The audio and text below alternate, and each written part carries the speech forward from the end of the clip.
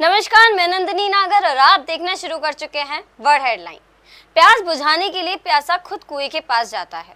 हमने तो ऐसा ही सुना था, लेकिन आज उत्तर प्रदेश के जनपद बुलंदशहर के इतिहास में कुछ ऐसा देखने के लिए मिला जिसने सच में हमारी सोच को गलत ठहरा दिया।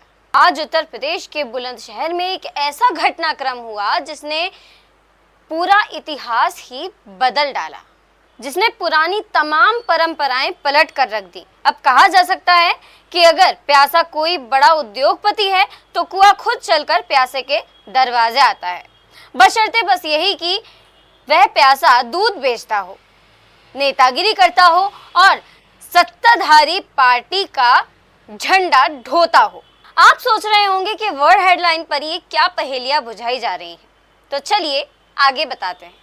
उत्तर प्रदेश के मुख्य सचिव महोदय श्रीमान मनोज कुमार सिंह आज एक जमीनी विवाद के चलते उसके निरीक्षण के लिए और उसकी समीक्षा बैठक के लिए बुलंदशहर आए, जिसके बाद उन्होंने अपना निर्णय देते हुए बुलंदशहर खुर्जा विकास प्राधिकरण को करारा झटका दे दिया है और साथ ही परम डेयरी के पक्ष में अपना निर्णय सुना दिया है।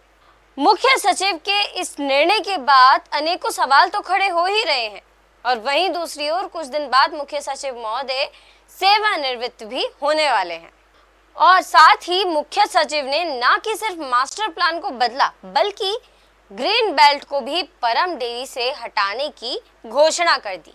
हालांकि ये तो साफ नजर आ रहा है कि ये मामला आज के घटनाक्रम के बाद सुलझने की जगह और भी ज्यादा उलझता हुआ महसूस हो रहा है, जिसके बारे में आज कुछ कहना शायद जल्दबाजी होगी, मगर तमाम प्रशासनिक गरिमाओं को ताक पे रखकर एक कुआं खुद एक रसूखदार की प्यास बुझाने के लिए खुद प्यासे के दरवाजे पर गया है। 18 जुलाई दोपहर के तकरीबन 1 बजे राज्य के सबसे ताकतवर नौकरशाहों में गिने जाने वाले मुख्य सचिव मनोज कुमार सिंह खुद परम डेयरी के प्लांट के बगल वाली भूमि पर स्थलीय निरीक्षण करने पहुंचते हैं, जिस पर परम डेयरी के मालिकों से ग्रामीणों का जमीनी विवाद चल रहा है। तो अभी सुन लेते हैं सचिव महोदय ने मीडिया से वार्ता करते वक्त क्या कहा। 97 में किसी और नाम से यहाँ पर पहले इस्टेब्लिश हुए, बाद में इनका नाम चेंज हुआ है। लेकिन जो पूरी कहानी है वो ये है कि 95 में सुप्रीम कोर्ट ने ऑर्डर किया कि दिल्ली से पॉल्यूटिंग इंडस्ट्रीज़ को बाहर जाना है। तो दिल्ली से पॉल्यूटिंग इंडस्ट्रीज़ बाहर आई, उनमें से एक ये इंडस्ट्री थी जो यहाँ लोकेट हुई।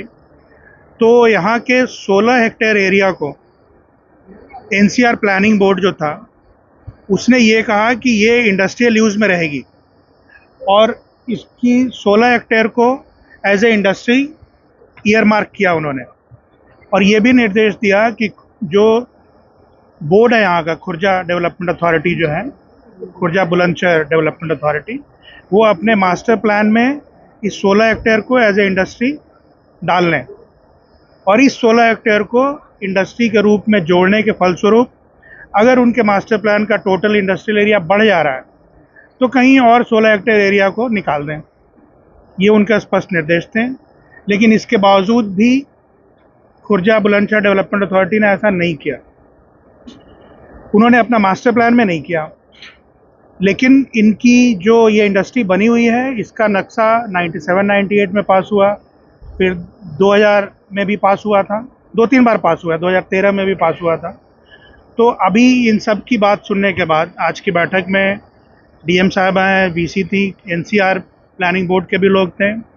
अब उनका कहना है कि हमने 60 मीटर पे ग्रीन बेल्ट कर दिया है, हाईवे से 60 मीटर पे ग्रीन बेल्ट कर दिया है। लेकिन ये सारा ग्रीन बेल्ट करना ना करना, ये सारी बातें 97-98 के बाद की हैं। तो 97-98 में जब ये 16 हेक्टेयर इंडस्ट्रियल एरिया है तो ये इंडस्ट्रियल एरिया रहेगा और इसके दाएं बाएं जहां उनको ग्रीन करना है वो ग्रीन कर सकते हैं। तो ये कंक्लूजन दिया गया, ये निष्कर्ष दिया गया कि ये इंडस्ट्री ठीक अपनी जगह पर बनी है और सुचारू रूप से चलेगी, किसी को कोई दिक्कत इसमें नहीं होना चाहिए। और डेवलपमेंट अथॉरिटी को अगर यहाँ पर कोई परेशानी है तो ये कुल एरिया 16 हेक्टेयर और इसके साथ जो लगा हुआ कुछ और एरिया इन्होंने 100 हेक्टेयर इंडस्ट्रियल बना रखा है, तो वो हम लोग यूपी सीडा को ट्रांसफ़र कर सकते हैं, इंडस्ट्रियल डेवलपमेंट अथॉरिटी को, और फिर वो अपना इंडस्ट्री के रूप में चलाएंगी। लेकिन इस 16 हेक्टेयर एरिया के अंदर कोई ग्रीन बेल्ट नहीं माना जाएगा। जो भी ग्रीन बेल्ट है उसके आगे पीछे इनको करना है, इसके हिसाब से इनको मास्टर प्लान चेंज करना है या रीजनल प्लान चेंज करना है। जो भी चेंज करना है वो चेंज करें, क्योंकि ये सारी चीज़ें इंडस्ट्री बनने के बाद आई हैं। तो ये निष्कर्ष है। Thank you. तो जैसा कि आपने सुना कि सचिव महोदय ने मीडिया से बात करते वक्त क्या कहा, लेकिन यही कुछ सवालों की ऐसी उत्पत्ति होती है जिनका जवाब मांगना या जिनका जवाब पाना बेहद जरूरी है। क्या किसी भी अधिकारी को किसी भी एक पक्ष की बात सुनने या फिर किसी भी एक पक्ष के परिसर में बैठकर अपना फैसला सुना देना जायज है? क्या ये मीटिंग जिला परिषद के कलेक्ट्रेट सभागार में नहीं हो सकती थी? क्या ये मीटिंग पुलिस लाइन में नहीं हो सकती थी? बहरहाल ये सवाल हैं, इन पर हम आगे चल के चर्चा करेंगे, लेकिन इस वक्त जरूरी ये है कि आगे की बात जानें।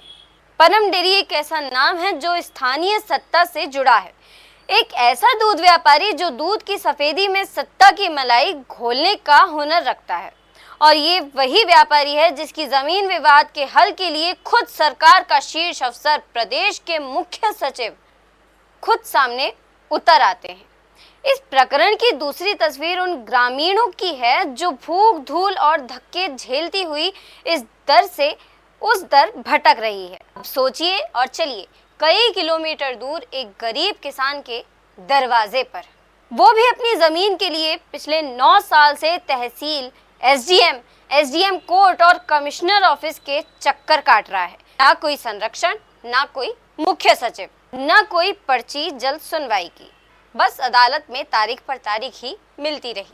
उसका कहना है कि लेखपाल पैसा मांगता है, पुलिस रिपोर्ट नहीं लिखती और अब मैं आरटीआई से जवाब मांगने लगा हूँ, लेकिन मेरे दरवाजे पर तो कोई कुआ आया ही नहीं साहेब।